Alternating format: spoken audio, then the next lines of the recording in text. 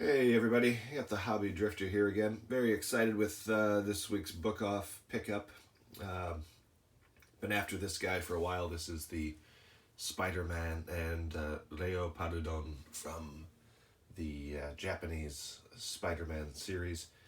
It's in the Soul of Chogokin line. I've over the last few years I picked up Voltron and the Power Rangers Ultra Zord from Soul of Chogokin. Really liked it. This thing used to be very cheap. When I first came to Japan, I was living in Fukuoka, and you'd see these things fairly regularly at secondhand stores for, I want to say it's like under 6,000 yen. And stupidly, I never bought one. I'm a big Spider-Man fan, but I didn't have any particular nostalgia for this character, this incarnation. Over the last 14 years, I've of course developed a fondness for the Japanese Spider-Man stuff, both the manga and the TV version. And I wanted to get this thing for my Spider-Man shelf, which is a small but comprehensive little thing. I got a bunch of different Spider-Man figures from different eras, movies, comics, etc. And and this thing is basically everything. I get the cool robot, and over here is the soft-B Spider-Man. I don't usually like to pay markups on stuff. As you can see over here, it was Ichiman Hapsen Hyaku Hachi Yen, or 20,000 yen after tax, which is about twice what the MSRP was, but it's also less than the going rate on secondary markets, eBay, Amazon, things like that. So, it's been a rough couple of weeks at work, been just crazy. I figured, hey, got the money, got the space, treat myself. This is actually sealed. I was really kind of surprised about that. I don't know how sealed stuff works at secondhand stores. I kind of just assumed that places opened and checked stuff, but so I guess it could be like a rock or something in here. Obviously, here's Spider-Man. This could be one hell of a repackage. But I've never seen one of these out of the box. I've picked up the combiners recently. Voltron, the Power Ranger Ultra Zord.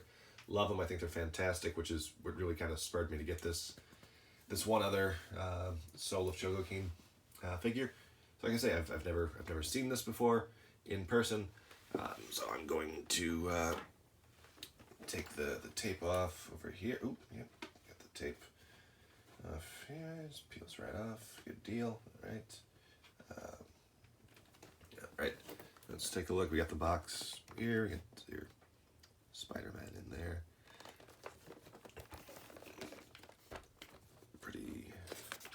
Very nice. This is cool. I'm thinking this thing is probably not as big as advertised here on the box. This seems rather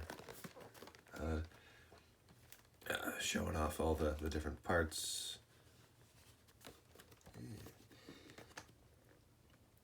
Yeah, so this thing is really kind of like a what's what of 70s Japanese robots and toys and stuff. You get your hero figure, little Tomika type spider machine, your robot that turns into something, and your soft-B, which as then as now, soft vinyl figures were popular with the kids. Here in Japan, they're very low articulation. Let's see what we got here. See, there we go. It's Hot Wheels type car, little micro version to fit in the robot. Couple sets of arms, shield, sword, a mini Spider-Man, fists. It's cool. white box here. Let's see what's in the box. What's in the box?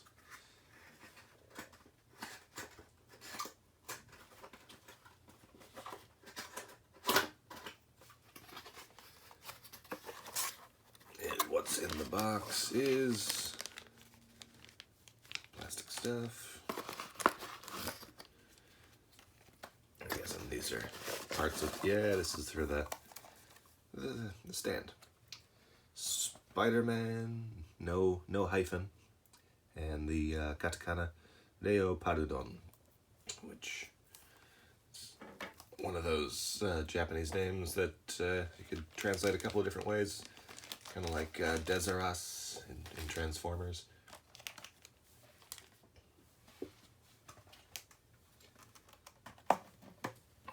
Yeah, see, here's the next little box. Coming out of the box. It's the figure itself. Smaller than I was expecting, like much smaller than I was thinking it would be. We'll get to that. Nice instruction booklet.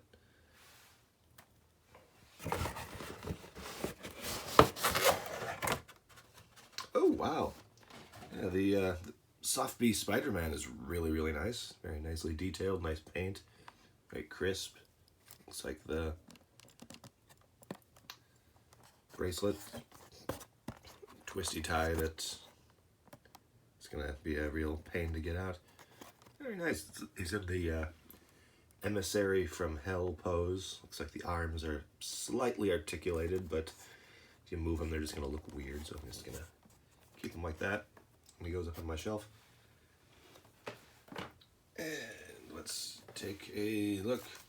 Let's get the tape off of, yeah, it's still sealed over here.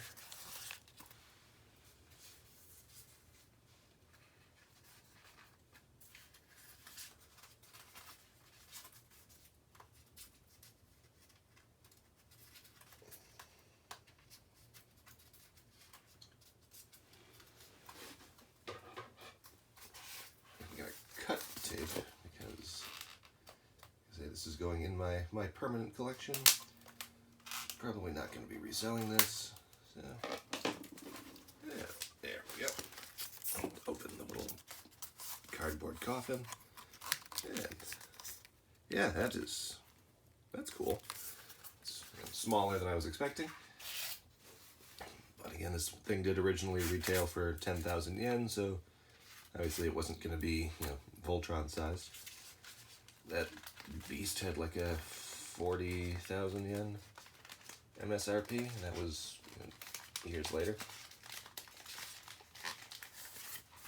Let's get him out of here. So much packaging on this thing. You got styrofoam and cardboard and plastic everywhere.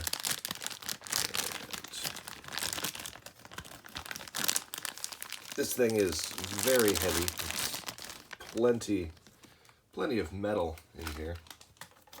Just tons. And wouldn't it be crazy if I dropped it? Like this thing survived, 15 years unopened in some collector's, shelf. Went to book off, survived in good shape, and then, it's with me for 5 minutes and destroyed. All right, so let's get this thing put together. Move the shelf piece over here. Yeah, stands well. Can't complain about that.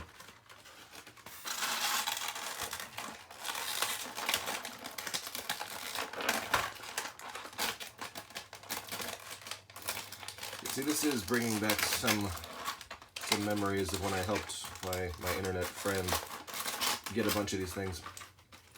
He didn't really care about the packaging, and he asked me if I wouldn't mind taking it out of the packaging and just putting the contents into a shipping box, which hey, whatever, I had some free time, and I remember after about the 5th one of these things that I opened, I kind of started to regret that because there's so much stuff in here and it's so well packaged that I was kind of starting to think, oh, this is more of a time sink than I was expecting. Let's see here, we get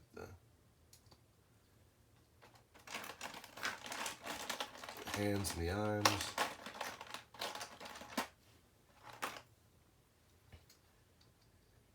I mean,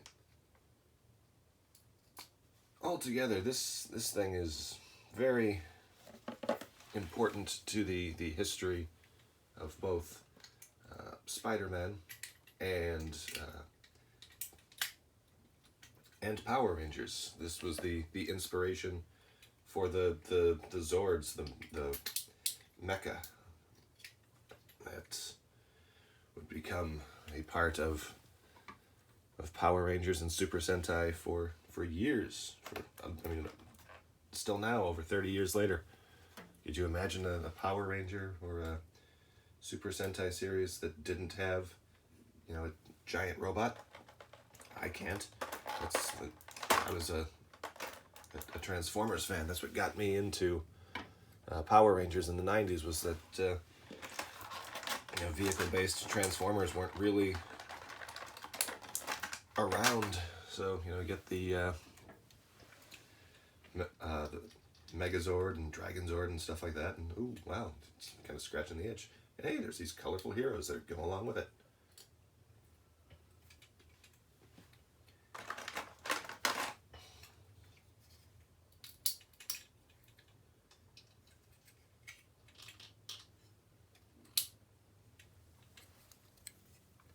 Alright, so that is Leopaldon. Really, really nice figure. Very, very beautiful. The paint applications are very crisp. There's no problems with the web lines. Here on the chest, very nice. Very, again, very heavy figure. Die cast in the calves, the feet, body. Yeah, calves, feet, body. Probably weighs a couple of pounds. Yeah, this, the head, the crest launches, which I'm sure that there's, for the purists, it's like, oh, it's probably great that thing still works, but for me, I'm like, I don't really want to lose this giant chunk of head. I've seen classic versions of this figure for sale, vintage ones that were missing pieces, and obviously that's one of the ones that's very often missing. You got your Spider Machine GP7.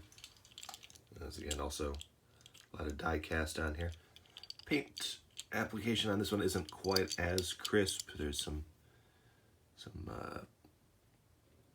misapplied smearing down here. The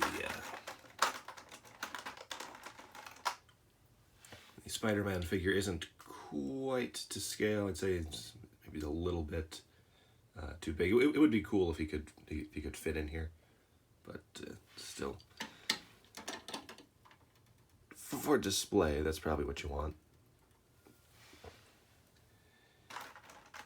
And there's the tiny version of the car that can, you know, dock with the robot in stand mode. So anyway, yeah, this thing is really nice.